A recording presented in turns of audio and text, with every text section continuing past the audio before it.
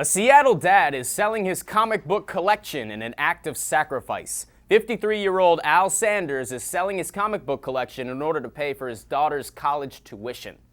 He will try to sell his 5,000 copy collection at Seattle's Comic-Con in order to pay for his daughter's tuition at Fisk University. And considering he doesn't use backboards for any of his comics, yeah, good luck, Pops. To me, this should be your first thought if you're a father. Maybe I should sell my closet full of comic books that I haven't read in 26 years to pay for my daughter's college tuition. I don't understand why he even had a second thought about it, let alone why he's demanding attention. You don't get any dad points for that, dude.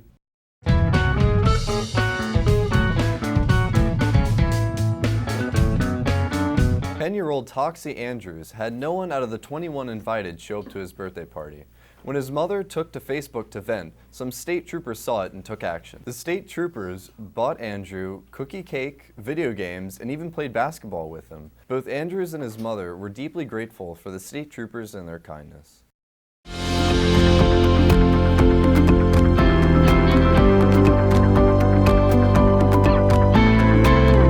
One of the main problems with monarch butterflies is that only 1% of the population survives hatching, and even then, those infant butterflies can get eaten by other predators such as birds and insects, and that just brings the population down to a critical level. Another devastating blow to the butterflies is the history of illegal logging. A bunch of logging companies that take down trees and other habitats that the butterflies need to survive, such as milkweed.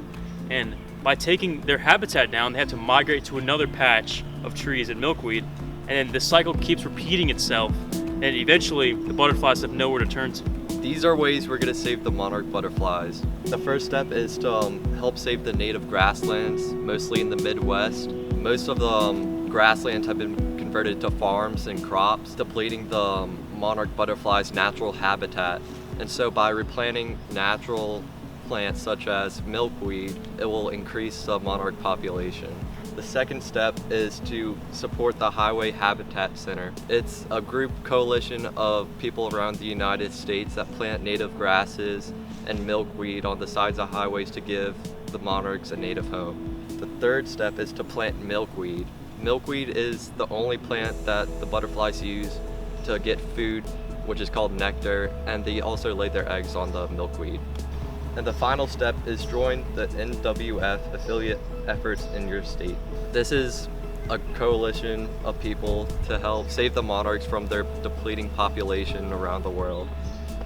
By you helping save the monarchs, it will better increase the natural habitat.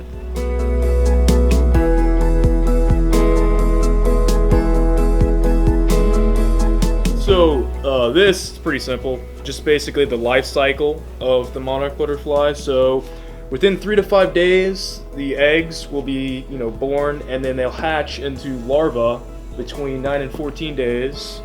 And then between 8 and 10 days, they'll crystallize.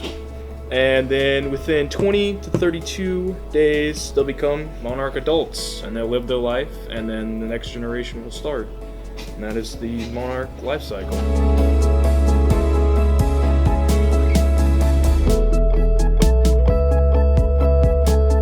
Monarchs eat milkweed, a plant poisonous to most mammals.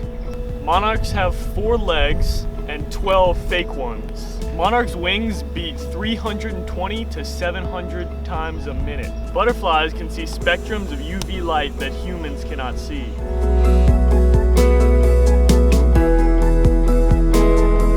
Here, all the months we have spring, fall, and winter. So our breeding season starts at the beginning of March and ends around the middle of August. And so if you didn't know, there's 4 generations of monarchs. You have the children, then the grandchildren, great-grandchildren, and great-great-grandchildren before the whole next generation starts. And it's pretty simple that all of the breeding happens in pretty much the warm months, and then as it hits September, October, and then throughout the cold seasons, breeding doesn't really happen because the winter's harsh for the butterflies. And in this picture right here, it's basically the path that is taken for the butterflies. As you can see, the arrows up to Canada and then down to Mexico.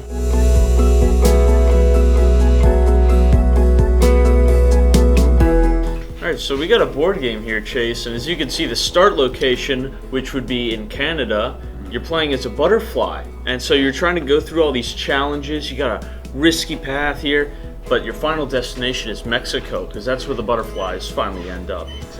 And so instead of dice, we came up with this unique paper system where you get 6 pieces of paper and you write 1 to 6 on each piece of the paper. So it's basically like a die. Right. So you can do this, you know, you can make that at home. It's really easy to make. Gotcha. And so all these different challenges are real life problems that the butterflies could run into. Like, why don't you explain some?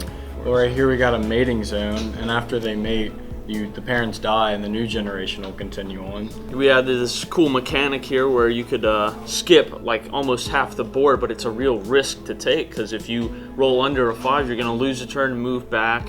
So it's like crossing over a mountain if you're a butterfly. It's really risky, but it could really save you some time.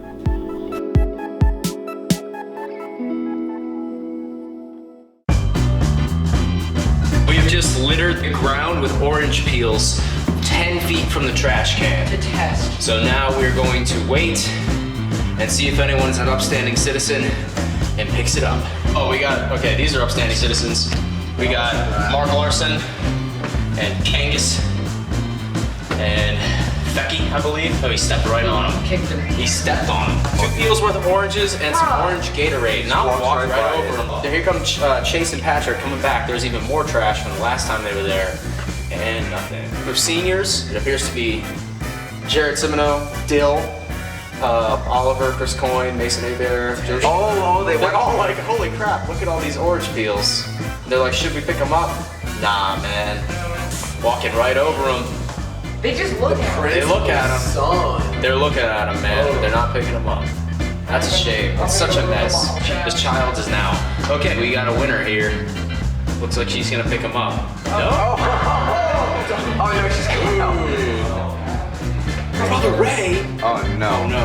All right, Brother Ray's coming up. He doesn't see it. They do it every day. He's looking that direction. Oh, he stepped on Stepped it. on a heel. Okay, this Tyler Babcock. No.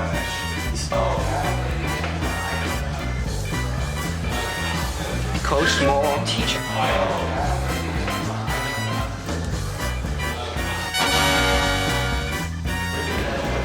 Stop. Okay. Oh, do you actually have? Oh, yeah. band members to the rescue. I knew they were Alright, gonna I'm do just